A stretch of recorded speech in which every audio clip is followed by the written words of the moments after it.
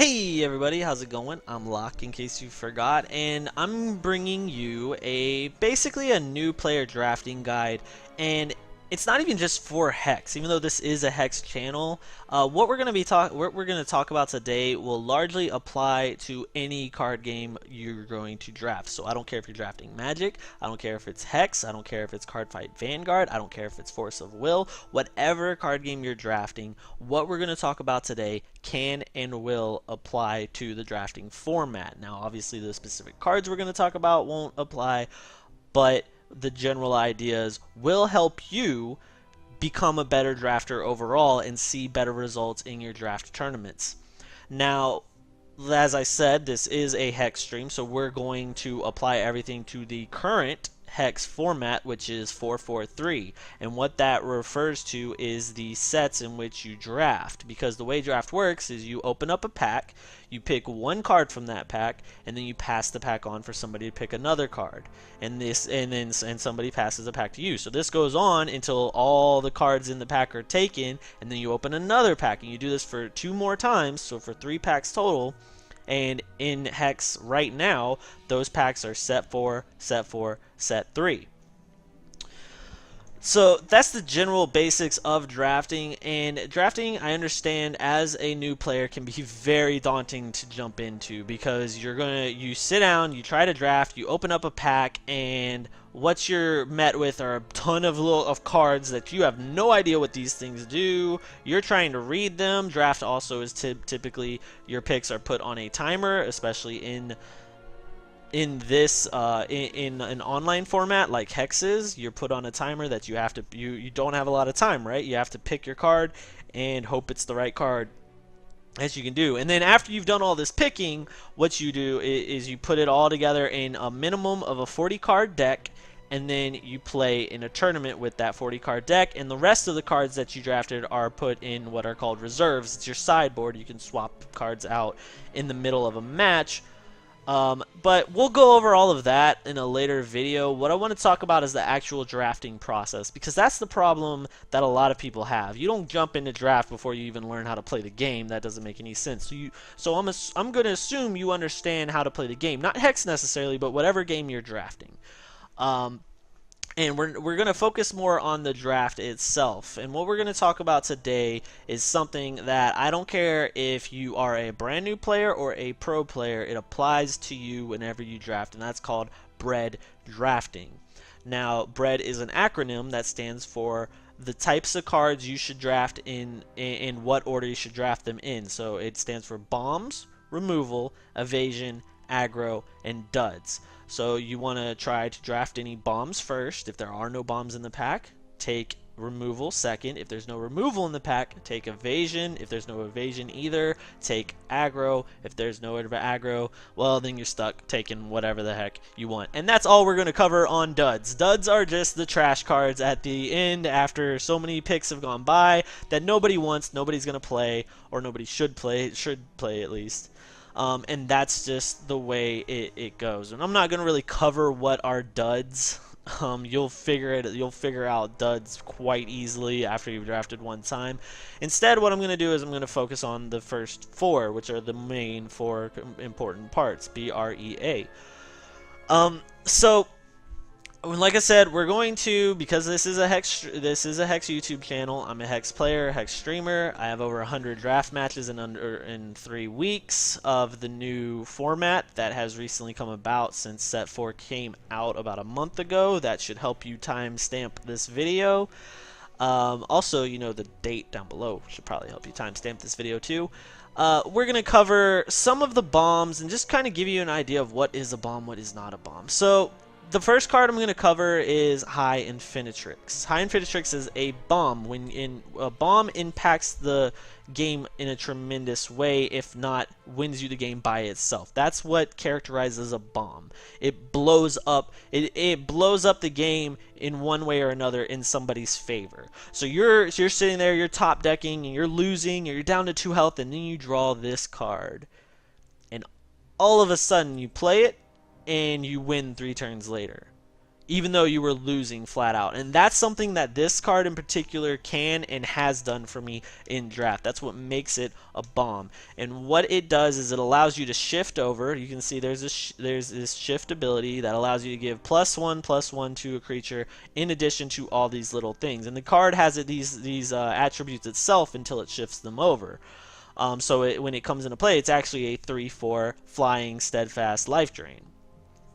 And then on top of that, what it has is if you play a necrotic, which is the troop type, it's called an attribute.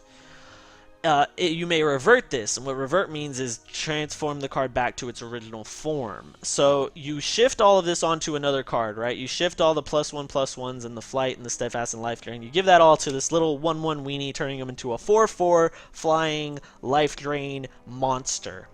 And then, but now this is a 0/1, right? So you're just transferring it over. It doesn't mean much. Well, when you revert this card, which you can revert in a lot of different ways in this game, it's now at 3/4 again. So you go, okay, I'm going to revert this, and I'm going to transfer another +3/+3. So now that card over there is a 7/7 flying life drain. Whenever it swings, it doesn't have to tap, so it can still block next turn. It's flying, so it's difficult for the opponent to block. And it has life drain, so whenever it does damage, it's giving you health back. That can win you games single-handedly and often will in draft, where the card pool is limited. You're not going to have a lot of answers for cards like this, regardless of the type of format you're in. So, and that kind of example is basically what a bomb is. It wins you the game by itself, almost. You know, there are situations where you've just lost and you draw that bomb a little too late, or you never see it in the game. You know, those things are going to happen, but you still want to have a bomb because it can win those games for you single-handedly. Now, another bomb in this format is called Freak of Nature. Freak of Nature says at the end of your turn, a random opposing troop gets -1/-1. So this thing it doesn't look very intimidating, right? 4 cost for a 2/2 is not all that great, but it's sitting on the board and it's just taking out your opponent's troops little by little. It's just draining them, it's just pinging them away, ping, ping, ping, ping, ping, and all it has to do is sit there. It doesn't have to attack, it doesn't have to worry about blocking, it doesn't have to do anything but sit there. However, let's say something happens to this card and it does die. Well, that sucks. That's not much of a bomb, and it's only got 2 health. It's easy to kill, right? As it sits in your grave, your crypt, whatever you want to call it, it gains stats. It gains +1/+1, and this is all permanent. And then, while this card is in your crypt, you can pay 4 health and put 4 other troops from your crypt into your deck. So 4 other things that died in the game, you can take those up and put them into your deck, and then you get to play this for free from the graveyard. So you don't have to pay 4 mana anymore, you don't have to pay anything. This thing just comes back out, and now it's bigger, it's meaner, it's tougher, and it's still pinging away your opponent's troops. That's what makes this card so nasty. That's what makes this card a bomb, because you cannot win without having troops. Most draft decks are going to have between 14 and 16 troops, and removal is the next thing we're going to talk about, and that's what the -1/-1 does. It just removes the troops. It's slow, sure, it's slow, but it's incredibly nasty to go against. And see, there are other bombs in the format, but one of the things you may notice, especially if you're a Hex player, is this little red icon, which means it is a legendary card. Legendary cards, so whenever you open up a pack, you end up with 1 rare or legendary, 4 uncommons, and then 12 commons. That's a Hex pack at least, right? Legendaries are extremely rare, so you're not very likely to end up with a legendary, and that goes towards the whole point that you're also very unlikely to open up a bomb. Yes, there are rare bombs in these sets, but they're very few and far between.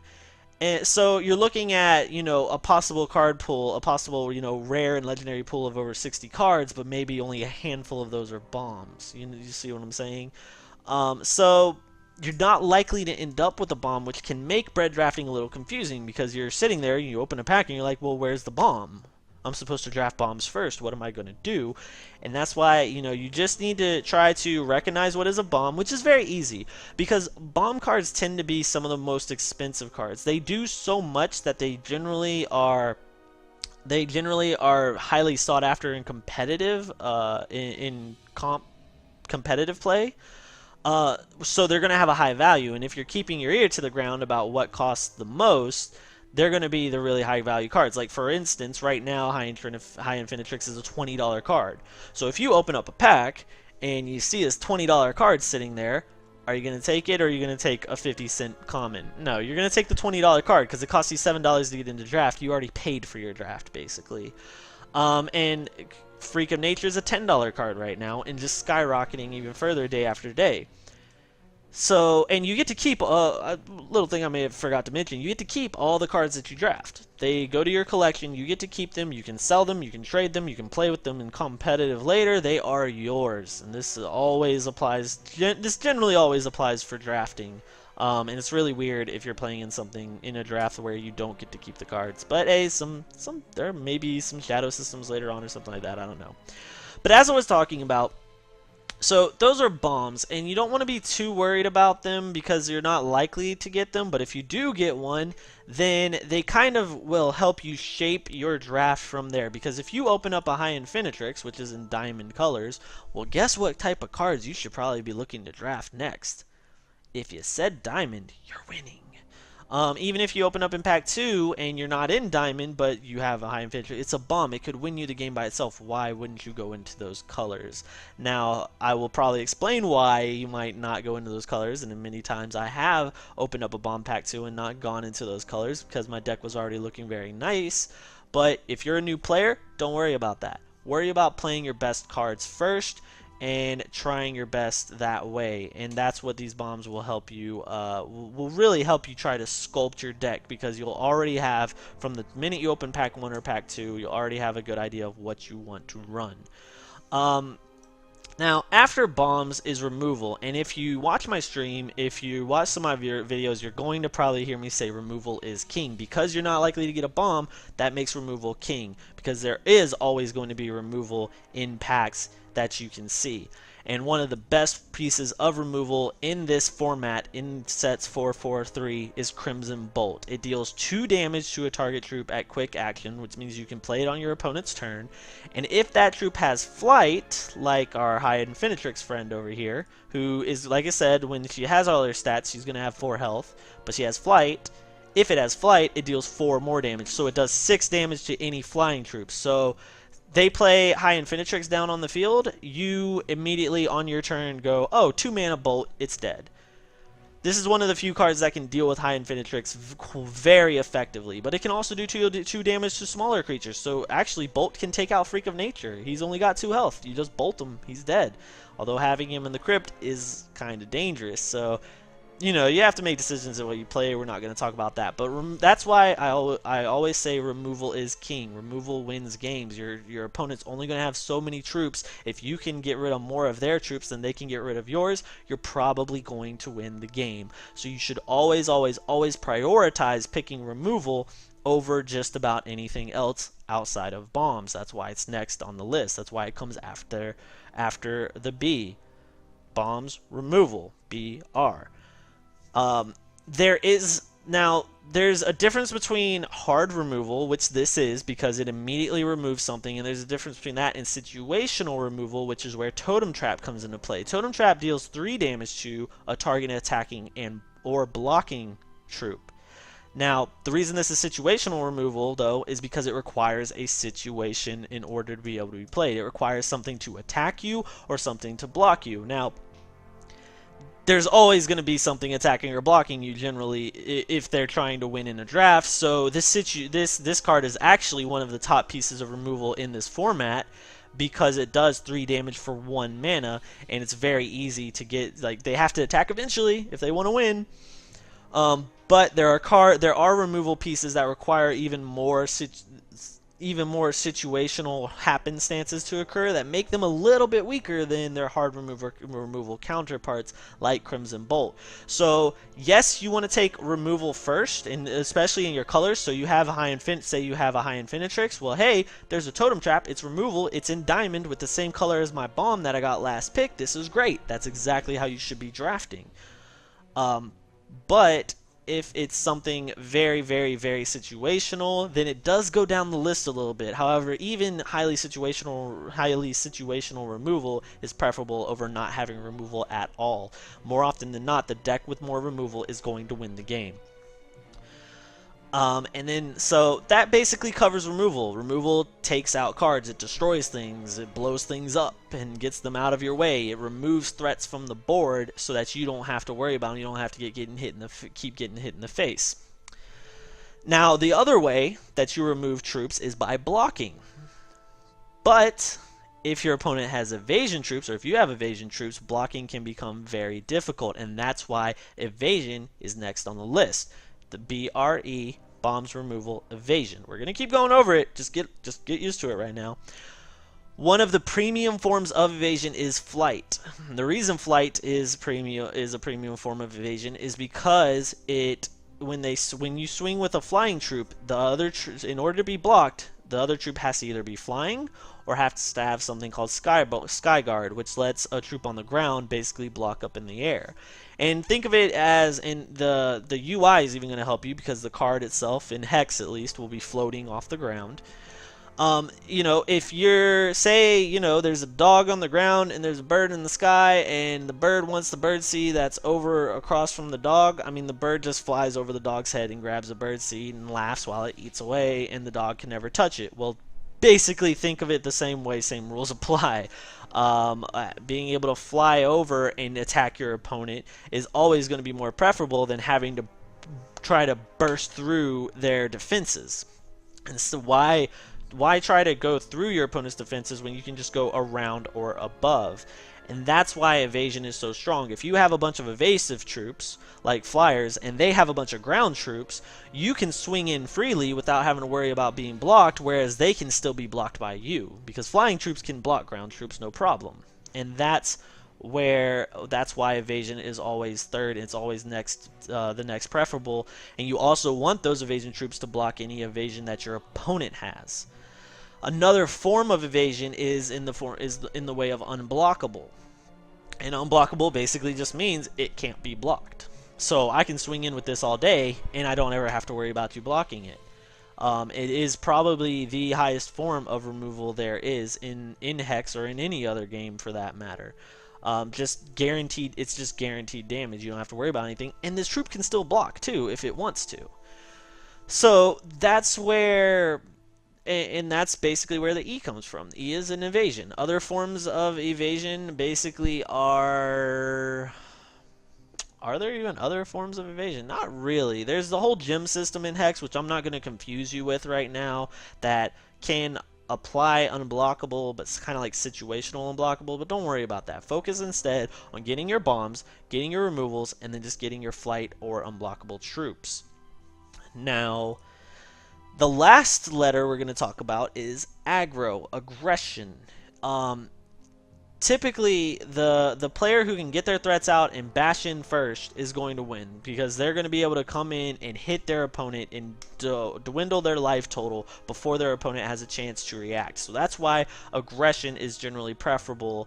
But it's not preferable over evasion over some of the other things. Aggressive troops are easily removed. Aggressive troops are generally easily blocked.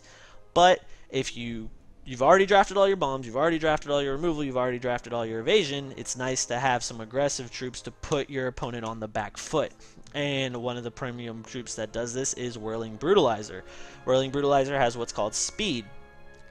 Generally, when you play a troop, you have to wait a turn because it has, you can call it summoning sickness, you can call it whatever the hell you want, but you generally have to wait a turn before you can attack with it. You can block with it next turn that your opponent attacks, but you can't attack. Speed says that, oh no, you can attack with it the second it hits the field. So you can play this Whirling Brutalizer for 3, and all of a sudden you're swinging with a 3-2 your opponent had no idea was even coming. That's a form of aggression. And it also even has a nice little caveat to it that says when this attacks, it deals 2 damage to each opposing troop or champion or troop that was dealt damage this turn. So let's say that we end up using Crimson Bolt, our piece of removal. We use this card, right? Boom! And we do 2 damage to the Shade Stalker. he has 3 health, right? So he's still at 1 health. He's still alive, and health gets reset after each turn. So, oh my god, what are we going to do? We're going to throw down Whirling Brutalizer and swing, because that's going to trigger this. It's going to do another 2 damage, taking him out and getting him out of the way of possibly blocking us at the same time while we get to do damage straight to the face. So this card has a little bit of kind of like removal mechanics and things like that. Also, there are cards that hit your opponent directly, so you use that, and then again you swing with this. It does even more damage. It's a very, very aggressive troop. It's quite possibly the epitome of aggressiveness. If it isn't, then this Flickering Gobbler most certainly is. Flickering Gobbler has Rage 1, which means whenever it attacks, it gets a permanent stat boost to its attack by 1. So when it swings, it's actually swinging as a 3-2, and then you swing again, it swings as a 4-2, and so on and so forth. It also has speed, so when it comes down, it immediately swings, and it even has flight, so it even has a bit of evasion to it. So you're getting not only an evasive troop, you're getting a very aggressive troop on top of that. The caveat to Flickering Gobbler is that at the end of your turn, if you played an action, it comes back into your hand. Otherwise, you have to sacrifice it and it goes straight to the grave. Now, what's nice about it is you play an action like, what's an action? An action like your Crimson Bolt, or maybe an action like your Totem Traps. You play that action and it bounces back to your hand. So you play them, you swing with them, you play the action, and then he comes right back into your hand and your opponent can't do anything about it. They don't have, unless they have some quick form of removal, again, like Crimson Bolt, they're not going to be able to stop you from basically doing that next turn, or the turn after that, or the turn after that. And that's B.R.E.A.D in a nutshell. Again, it's bombs, removal, evasion, aggression, duds. If you follow that formula, you're going to do better in drafts than you probably have been doing. If you made your way all the way here, you feel like you're a new player and you're watching this video, then you probably needed some of this advice, and I promise you, if you follow the rule of B.R.E.A.D, you're going to do at least marginally better, at least a little bit better. Now, if you follow that too much to the T, yeah, you're going to be like, okay, I'm going to Freak of Nature, and then I'm going to do Crimson Bolt, and then I'm going to get a Flickering Gobbler. Uh-oh, I'm in 4 colors, and I never get to play any cards because I have resource problems. And we'll talk about that at a later date, but like I said, I'm assuming you already know kind of at least some of the fundamentals of the game, and I'm also assuming you have a bit of common sense. Like I said, once you've started picking cards in a certain color, kind of like follow that route. So you picked up High Infinitrix, let's follow into Diamond and maybe one other color. We picked up Freak of Nature, let's follow into Wild and Blood and see what we can grab that's within the B.R.E.A.D scope in those colors. You generally want to, for drafting, you generally want a 40 card deck. 17 of those need to be land or resources, or shards as we call them in Hex. Shard looks like not like that. Hold on a second, I'll show you regular shards, not super. Okay, shards usually look like this. You generally want 17 shards, anywhere from 14 to 16 troops. And then 7 anywhere from, and then about, what's that? So we have 17 shards. Let's say you have 15 troops. That's 33. So you have 7 slots left for actions. Or you run 14 troops and 8 actions. Yeah, something along those lines. You get what I'm saying, though. Follow those formulas to make your draft deck, to play your draft deck. You'll have a much better time. I am not going to cover, though, deck build. Deck building will be covered in another video where we'll talk about curve. We'll talk about a bunch of other things. But drafting itself is a very crucial part of things, because if you don't draft good cards, if you don't draft a good deck, it doesn't matter when you get to deck building, because you're only going to be able to work with the shitty cards that you did draft. So hopefully this helps you draft a little bit better. This video is already 24 minutes long. It's already pretty long as it is, so I'm going to go ahead and end it there. I hope you find this helpful, and I hope you come back for other videos later on. But please feel free to let me know how you found this video helpful, or maybe not helpful, in the comments below. If you would like to see more videos that I put out about Hex or about card game mechanics in general, just feel free to hit, the subscribe button, or, don't. It's cool either way. But anyway, till next time, I'm Locke, and I'm out.